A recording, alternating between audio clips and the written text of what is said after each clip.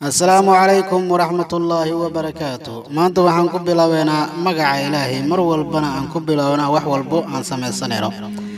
ما أنت قصة عجيبة قصة عجيبة أو قصة قادة شمودا قفل بو مسلمانا وفكر ديسو إيمان قصة أنا وحى ودعي أساسية نين كم يدها رجي كو عن سنة أما وقو عن سنة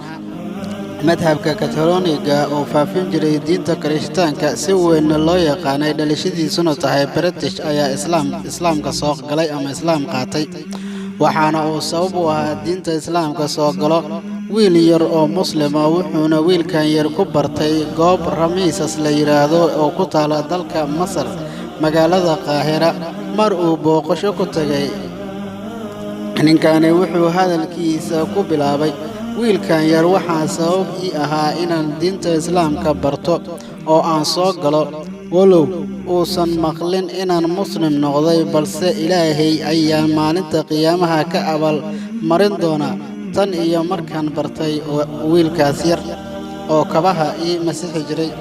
intii aan joogay magaalada Qaahira waxaan dareemay wanaagga uu islaamka leeyahay iyo nimcada walow uu ahaa baalashle ama kuwa wiilasha ragga kobaha caseeyo cunuga yar haddana goor walba waxa uu igu dhihi jiray alxamdulillaah iyo assalaamu calaykum waxaana ogaaday diinta islaamka inay tahay xaqiiqada mid ka fog propagandada ay reer galbeedka ku hayaan diinta islaamka iyo dacayadaha bareerka ah haddaba markuu islaamay wuxuu doontay inuu la baxo magaca Idris Tawfiiq wuxuuna qoray buug la yiraahdo Aski About Islam iga weydii islaamka macnaheedu tahay hooyadiisu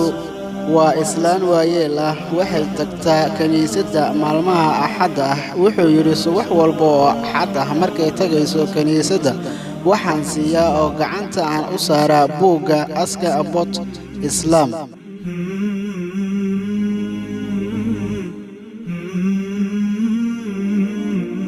wax dhibaato ah kalama aanan kulmin familkeyga markaan diinta islaamka soo galay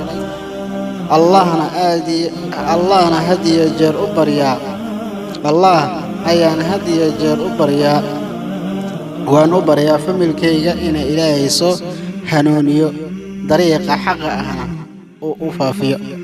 warbaantu waxayna ognahay Soomaali badan oo islaamnimada ku dhalatay oo dad muslim ah oo diintana yaqaana in ay ka baxayaan diinta islaamka subhanallah Ilaahay waxa ugu baryeena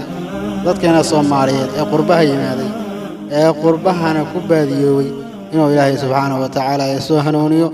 intayna hanuunsanna Ilaahay oo inoo soo kordhiyo iimaankeena Ilaahay inoo kordhiyo waxaan idinkaga tagayaa salaamullaahi calaykum wa rahmatullaahi wa barakaatuh